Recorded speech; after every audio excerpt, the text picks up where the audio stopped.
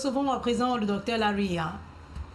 Donc vous allez finir par me dire pourquoi est-ce que c'est-à-dire vous réussissez l'espoir de sourire tous les matins quand je suis ici. Je regarde quand Charles Fils est là, quand vous arrivez, vous êtes comme ceci. Vous êtes sérieux. Oh non. Vous êtes serein. Mais quand Mise de Noël, je sais pas, peut-être que je suis un clown. Donc Oh bonjour non, encore. non, pas du tout, pas du tout.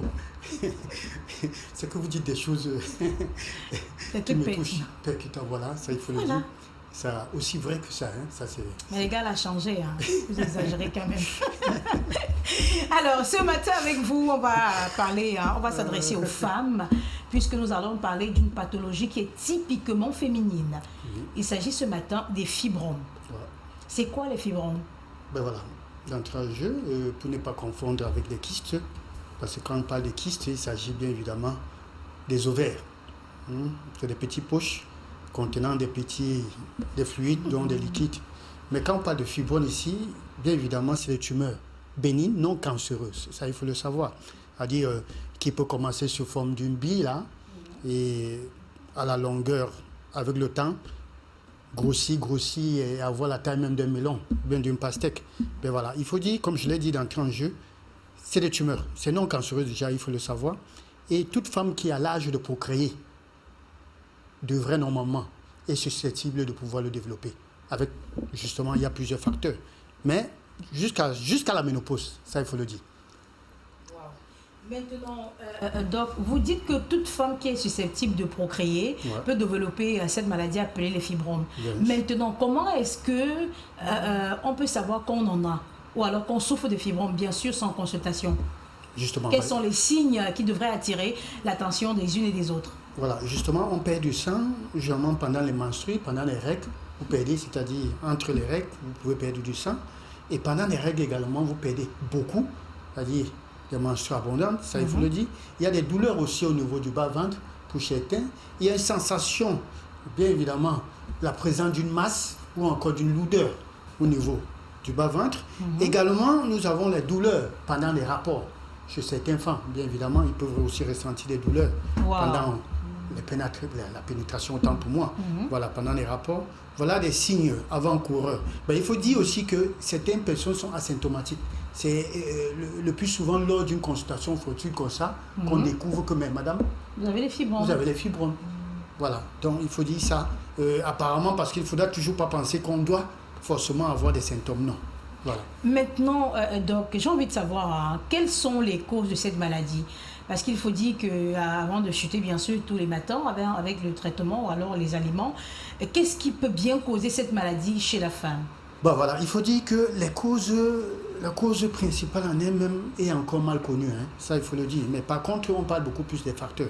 Mais alors, il semblerait, selon des recherches, selon la science, bien évidemment, qu'une paroi, c'est-à-dire une fine paroi utérine, justement, aurait subi, bien évidemment, sur l'influence génétique d'un facteur génétique, bien évidemment, cette multiplication-là, et du coup, elle va se mettre à proliférer justement pour pouvoir créer ce qu'on appelle, bien évidemment, les fibromes. Voilà. Maintenant, donc, est-ce que j'ai envie de dire, est-ce qu'il existe chez la femme des facteurs à risque qui peuvent, je ne sais pas comment je vais dire, booster l'apparition? Oui, l'apparition des fibromes. Bien évidemment, bien évidemment. Étant donné que je venais de dire que les causes en elles-mêmes sont encore mal connues, mais en ce qui concerne les facteurs, justement, il y en a plusieurs. Il faut dire déjà qu'il y a la puberté précoce. Il y a des jeunes filles qui découvrent, c'est-à-dire avant... Oui, on le disait ici la semaine dernière. Justement. Nous avons également la carence en vitamine D. La carence en vitamine D. D, bien évidemment. Il y a également des gens qui ne consomment pas des légumes. Pour ainsi dire, la malbouffe, bien évidemment. Nous avons également, il s'agirait également d'un trouble, bouleversement hormonaux, alors, qui survient également, justement, qui peuvent être des facteurs. Il y a également le surpoids, l'obésité, bien évidemment, et l'espacement également. L'espacement entre les naissances. Entre les naissances, oui, j'en ai entendu parler et également. également, même pour ceux qui ne conçoivent pas. On dit souvent que l'utérus se fabrique un bébé. Ben voilà, ça également, voilà autant de facteurs justement qui peuvent favoriser, bien évidemment, la poussée ou encore la présence des fibromes, bien évidemment. Mais il faut dire que chez certaines femmes, on découvre parfois un fibrome Par contre, chez certains, parfois c'est 2, parfois c'est 3. Voilà. Maintenant, donc, je ne sais pas, peut-être que vous allez encore rire. Généralement, quand vous voyez des femmes dans la rue avec des ventres très rebondis, on a soit l'impression, d'abord d'entrée de jeu, qu'elles sont enceintes, mais généralement, entre nous, les femmes, on sait quand c'est la grossesse, le ventre est ferme. C'est-à-dire, ça ne bouge pas. Le ventre de la femme enceinte, il est ferme. Mais quand vous voyez un ventre qui a plus d'impression, on a plus l'impression d'avoir un bidon qui balance là, les femmes disent généralement que c'est parce qu'elles ont les fibromes. Est-ce que le fibrome fait forcément grossir le ventre? Oui. Ça, il faut le dire. Mais beaucoup plus pour les jeunes femmes. Hein. Ça, il faut le dire.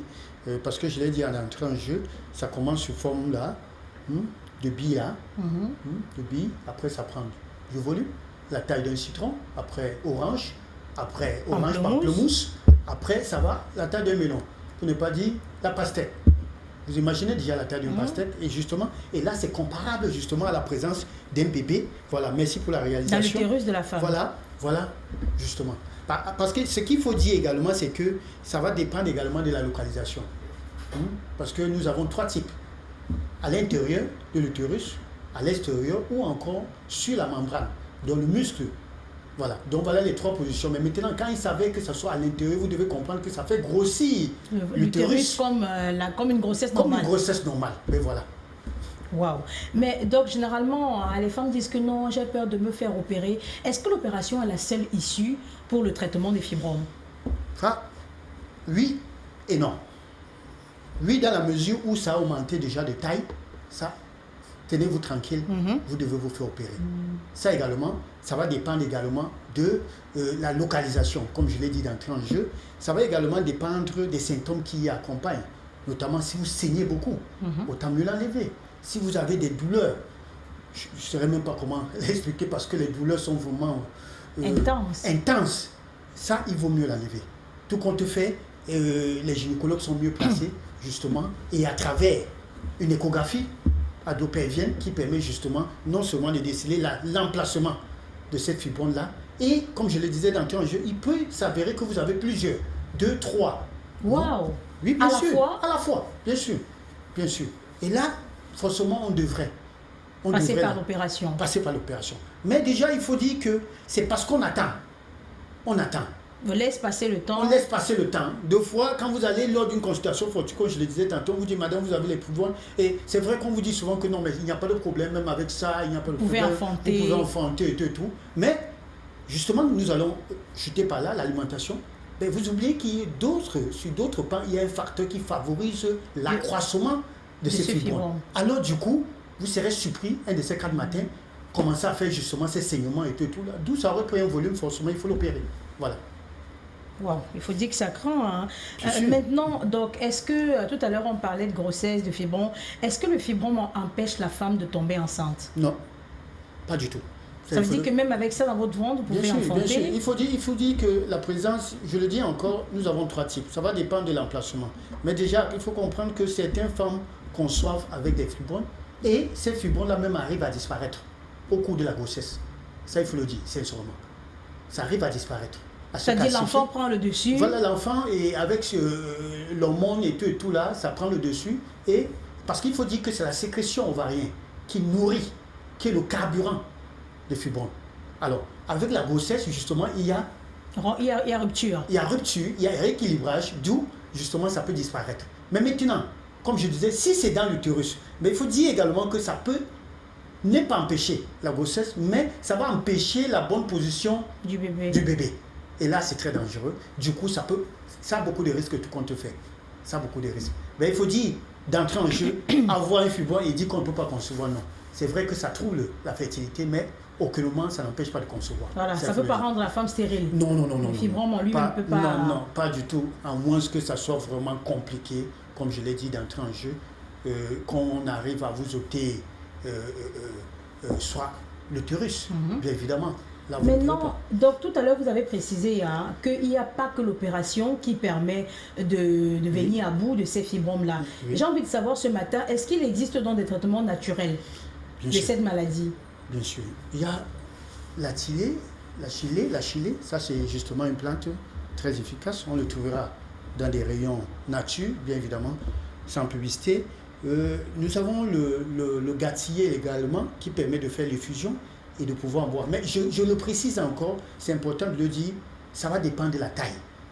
Parce que franchement, quand vous avez déjà une taille sous forme de melon là, et que vous vous jetez pour aller vers les tradipraticiens, soit non, détrompez-vous, vous allez toujours faire recours à l'hôpital en ce moment. Ça, je le précise encore. Quand c'est sous forme de citron, orange et tout là, facilement en prenant ces plantes-là, on peut pouvoir les détruire ou encore faire des bains, des compressions chaudes ou encore avec de la glace au niveau de l'abdomen ou encore le massage ou encore l'homéopathie, ça permet justement de pouvoir faire disparaître les fibromes. Ça, c'est prouvé. Ça, c'est prouvé. Mais je le dis encore, ça va dépendre de la taille et la localisation. C'est important de le savoir. Maintenant, Doc, tout à l'heure, vous avez parlé des fibromes qui se compliquent avec le temps. Est-ce qu'il y a exactement des risques et des conséquences pour les femmes qui souffrent ou alors qui portent ces fibromes-là? Bien évidemment, déjà, il faut dire que plus ça prend de volume, ça va compresser, ça va comprimer les autres organes. Nous parlons ici de la descente des organes. Lors des 3 derniers mois de la grossesse. Voilà, et tout et tout. Donc, dites-vous bien que plus ça prend du volume, plus il y a un poids. Et si vous êtes déjà facteur à risque, c'est-à-dire vous êtes personne à risque, vous êtes obèse, vous avez une surcharge, vous vous rendez compte. Ça, c'est très dangereux. Ça peut aller comprimer même les vaisseaux sanguins, d'où il y aura un problème de circulation, d'où vous allez voir chez certaines femmes, au niveau de la cheville, ils vont faire des œdèmes. Et là, ils vont penser que c'est un problème cardiaque et ainsi de suite. Parfois, c'est la glycémie, c'est le sel. Pourtant, ils sont en train de faire. Ça, c'est très dangereux. Ça également, il faut consulter. Ça, je voudrais les interpeller ce matin. Quand vous avez les chevilles qui enflent, consultez également, faites une échographie parce qu'il peut s'avérer que vous êtes en train de développer, justement, les fibromes que vous possédez sont en train de comprimer les vaisseaux et d'où il y a problème. Ça, c'est important. Également, les hémorroïdes. C'est un facteur de risque également pour l'hémorroïde, la présence des hémorroïdes. Ouais. Ça, il faut le dire. Maintenant, également, il faut parler de l'anémie. L'hémorragie interne également, il y a également l'anémie. Ça, voilà autant, justement, des complications, encore des risques qui peuvent encourir, c'est-à-dire toutes ces femmes-là qui sont sujettes aux fibromes. Voilà. Puisque nous savons qu'une alimentation saine et équilibrée peut nous éviter de développer également les fibromes, j'ai envie de dire quels sont les aliments qu'il faut éviter quand on a une femme. Voilà, quels sont les aliments à éviter et pourquoi surtout? Voilà. Déjà, le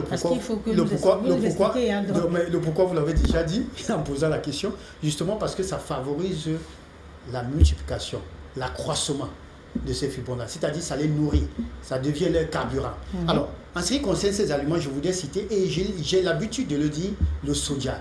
Le soja, ça, je voudrais vraiment tirer là-dessus. Ça, c'est important. Il faudra comprendre que le soja contient beaucoup des hormones. Et ça, j'ai l'habitude de le dire sur les plateaux, c'est que il vaut mieux donner encore le soja quand vous avez des enfants aux garçons que de donner à la jeune fille. Ça, c'est très important. Le soja, ça, je le dis encore. Je m'adresse à ces femmes-là qui, au lieu d'allaiter les enfants, se permettent le luxe de donner rien que le lait de soja. Ils achètent, nous avons sous forme la bouillie là, sur le marché avec des seaux jaunes là.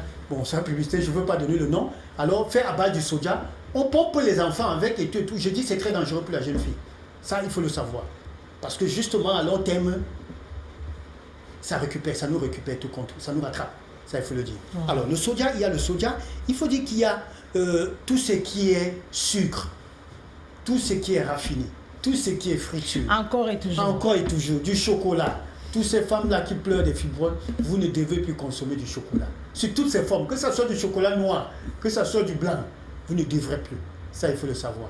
La glace, pour vous qui êtes accro de la glace là, pour vous qui êtes accro à ce qu'on appelle popcorn, ça également, les chips, évitez-le, ça c'est important, les boissons gazeuses. Et maintenant, je voudrais le signifier en ce qui concerne le thé, le café. Tous ceux qui ont des fibromes ne devront pas. À éviter au maximum. À éviter, il ne faut même pas, parce que déjà il y a l'absorption du fer en ce qui concerne le thé. Il faut que je l'explique bien pour qu'ils comprennent, le café et le thé. Alors, d'autant plus que les fibromes se nourrissent également, ça tire.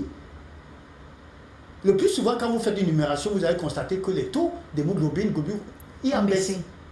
Alors, c'est pour vous qui prenez le thé, soi-disant parce que vous voulez brûler ces fibromes-là. Non, détrompez-vous.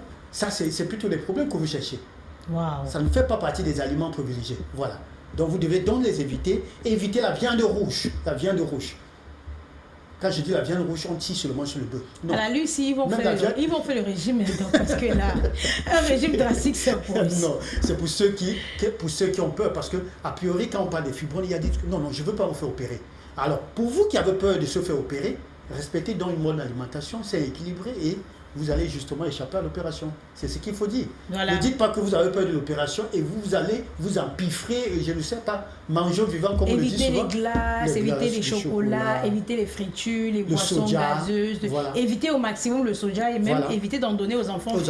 Là, il faut qu'on revienne dessus. Hein. Il faut qu'on le martèle.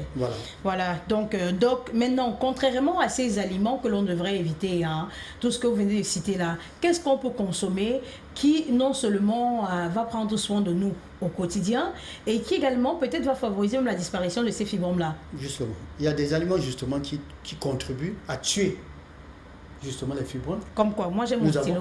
Nous avons l'avoine, les avoines, le son d'avoine. C'est vrai que beaucoup se posent la question, c'est quoi ça?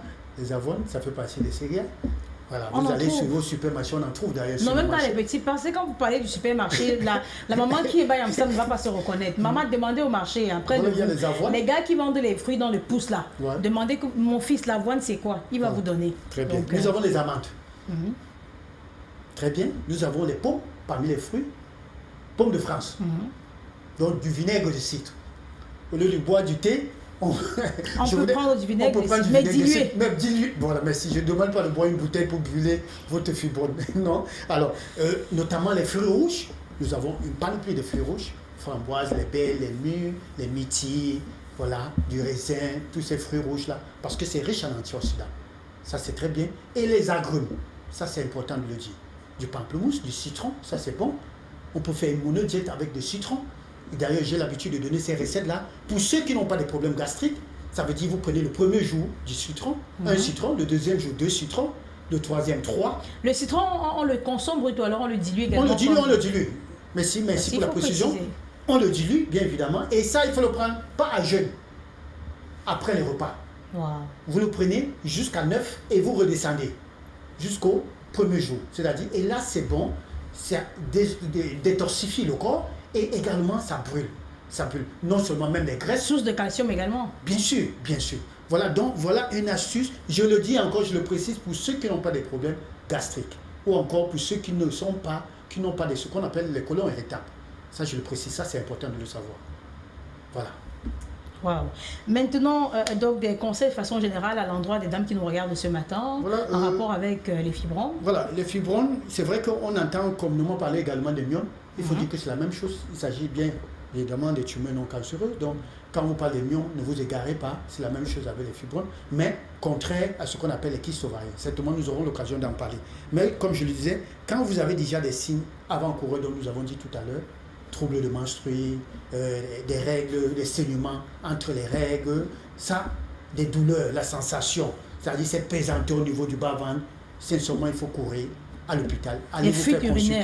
Des fuites urinaires, bien évidemment. Voilà. Allez consulter, ça c'est important. Si vous avez également l'hémorroïde, il peut s'avérer que vous avez également les fibromes qui se développent.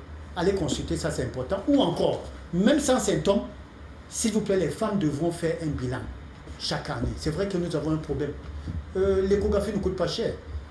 Je crois que c'est un casier et demi. Je crois le prix d'un casier et demi. Donc, alors que chaque année, une femme, même sans consultation, va voir un radiologue dit je veux faire une échographie, vient. C'est important. Ça nous permet non seulement de connaître l'état de nos organes, ça c'est important. Et là, certainement, à l'issue de ça, on peut justement déceler que vous êtes en train de faire une fibrome sans symptômes. Donc voilà le conseil que je peux donner ce matin.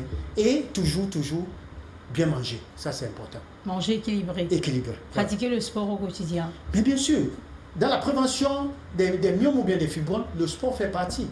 Il faut faire du sport, il faut bien manger, il faut bien dormir. Bien évidemment. Voilà. Voilà, merci Dr Larry d'être passé par ici. Il faut dire que demain on vous retrouvera dans le cadre de la deuxième production de cette semaine, oui, par la grâce de Dieu. On sera ensemble pour édifier davantage les téléspectateurs de Cocoricory. Le numéro de téléphone de Dr Larry était juste en bas quand il était sur ce plateau. Donc pour une consultation, vous prenez juste ce numéro-là, vous appelez. Il est masso-kinésithérapeute, nutritionniste, également coach sportif. Nous allons faire un clin d'œil ce matin à toutes les entreprises qui décident de nous faire confiance au quotidien à travers cette page publicitaire.